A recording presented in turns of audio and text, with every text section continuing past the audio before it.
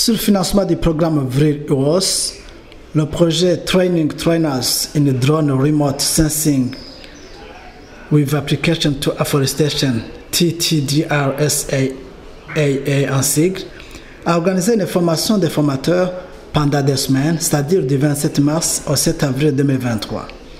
Les bénéficiaires de cette formation sont les enseignants de la faculté des sciences dans le département des sciences de la terre et de biologie, la faculté d'agronomie et de bioingénierie, le département de géographie de la faculté des lettres et sciences humaines, ainsi que Mediabox, une organisation œuvrant dans l'agribusiness. Le responsable de ce projet nous brosse l'objet, l'articulation de son projet et les bénéficiaires de la formation. Il est largement satisfait des résultats au regard des attentes formulées au départ. Les objectifs, comme le titre du projet l'indique, c'est d'abord de faire une formation ou des formations, former les formateurs, ça veut dire commencer par les collègues qui enseignent à l'Université du Burundi. Ici, le drone, ça fait partie d'un outil de télédétection et donc ces collègues, préférentiellement, ce sont des collègues qui enseignent le cours de télédétection ou des SIG, ce qu'on appelle la géomatique en général.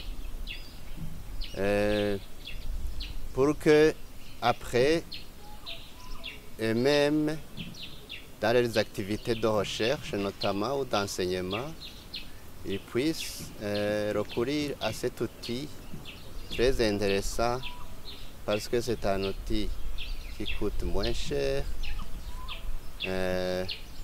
et qu'on peut utiliser autant de fois que de besoin, pourvu que les conditions météo le permettent et qu'on suive la réglementation qui concerne l'usage des drones. C'est un projet sur 2 ans et nous comptons réaliser chaque année 3 formations. Donc, ceux qui n'ont pas été invités le seront pendant les formations à venir. Et comme je l'ai dit, nous formons des formateurs et nous encourageons donc les personnes formées à aussi utiliser les drones et pourquoi pas les acheter dans le cadre d'autres projets ou d'autres activités, puisque une fois formés, ils ont le minimum requis pour utiliser le drone. Même au niveau des enseignants, ce n'est pas seulement des enseignants de la faculté des sciences. Nous avons d'abord ciblé les différentes facultés et départements qui, à notre avis, ont besoin de l'utilisation ou de profiter des avantages qu'offre le drone. Je peux vous citer au niveau de la faculté des sciences, il y a notre département, le département des sciences de la terre. Il y a aussi le département de biologie. Au niveau de la faculté des lettres et sciences humaines, nous avons le département de géographie. À la faculté des sciences de l'ingénieur, nous avons invité 2 départements, le département d'aménagement et de l'urbanisme et le département des TIC. Nous avons aussi invité l'Institut IACF, Institut d'administration et cartographie foncière. Oui, nous avons aussi invité Mediabox Burundi parce que nous avons appris que cette société aussi travaille sur la technologie drone. Et dans notre projet, dès son montage, dès sa proposition pour financement, nous nous sommes dit que la première application serait le reboisement et nous savons qu'il il y a un projet national qui a le même objectif, à savoir Ewe Burundi Urambaye. Donc nous avons aussi invité un représentant de Ewe Burundi Urambaye.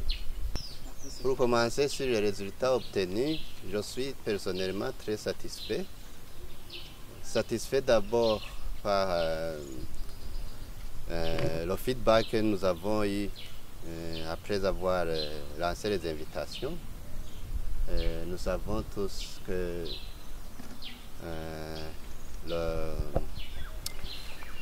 les activités académiques à l'Université du Burundi, c'est contraignant, c'est difficile de trouver 2 semaines d'affilée pour y consacrer une activité future, une activité de formation importante de ce genre, parce que nous sommes très sollicités par les enseignements surtout.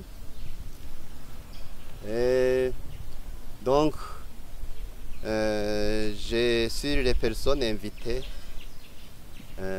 c'était une quinzaine. Il y a eu seulement des absences qui étaient justifiées, justement parce que manque de temps. Parce que nous voulions quand même que les personnes qui viennent puissent suivre l'entièreté de la formation. C'était la condition requise pour avoir des certificats. Donc, au niveau de la présence, de la participation, donc, je suis satisfait. Mais je suis aussi satisfait par la qualité de la formation. Nous avions fait appel à un partenaire de l'université de Louvain, la K11. C'est un doctorant et c'est un expert en la matière parce que même son doctorat, c'est sur les applications drones. Et nous-mêmes, avec ma collègue, chef du département des sciences de la Terre, comme nous venions d'une formation dans le cadre de ce projet, nous avons pu appuyer le formateur principal de la K11. Et d'après le feedback que nous recevons des apprenants, ils sont très satisfaits et donc nous aussi nous sommes satisfaits. Quelles sont alors différentes applications, avantages, restrictions légales et réglementaires de l'utilisation des drones? Le drone, c'est un outil de télédétection. Et qui dit télédétection signifie reconnaissance, identification des objets ou des phénomènes à distance. Donc, avant le drone, on pouvait le faire avec des images satellites.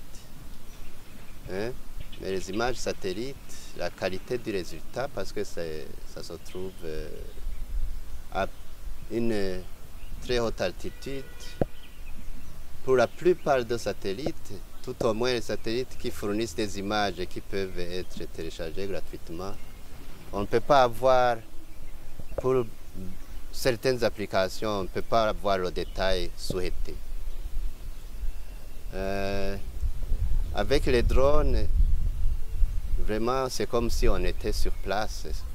On voit beaucoup de détails, vous l'avez vous-même vu avec les présentations de tout à l'heure. Et l'autre avantage, c'est que, alors que les images prises satellites, vous devez les attendre donc se conformer, je dirais, au rythme de prise de ces images. Souvent, c'est plusieurs jours.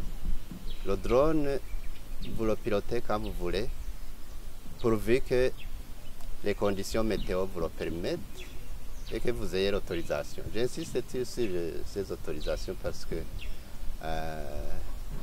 le règlement est suffisamment contraignant là-dessus, mais il faut le comprendre parce que c'est pour éviter des irrégularités ou des tricheries qui peuvent occasionner des dommages. Cet enseignant-chercheur n'a pas manqué de nous révéler les perspectives d'avenir, tant en interne qu'en externe, d'utilisation rationnelle des drones multifonctionnels. Donc nos attentes, c'est que, comme je disais, chaque année, on fasse 3 formations et on va donc à ce rythme. Le projet c'est sur 2 ans, donc 3 formations fois 2, c'est 6 formations. On pense qu'on aura couvert toutes les institutions de l'université, les facultés, les départements qui sont concernés, mais aussi d'autres partenaires qui ne sont pas nécessairement de l'université. Il y a déjà beaucoup de partenaires de l'université, mais on peut aussi avoir de nouveaux partenaires. Nous, en fait, ce que nous faisons ici, c'est la promotion de l'usage des drones pour les applications civiles. Donc nous ne nous limitons pas seulement à l'université. Les collègues de l'université pourront enseigner l'usage des drones et les étudiants enseignés à leur tour pourront, dans leur vie professionnelle future, faire l'usage des drones et ainsi de suite jusqu'à ce que notre objectif à long terme soit atteint, ça veut dire la vulgarisation du drone pour les applications civiles au Burundi.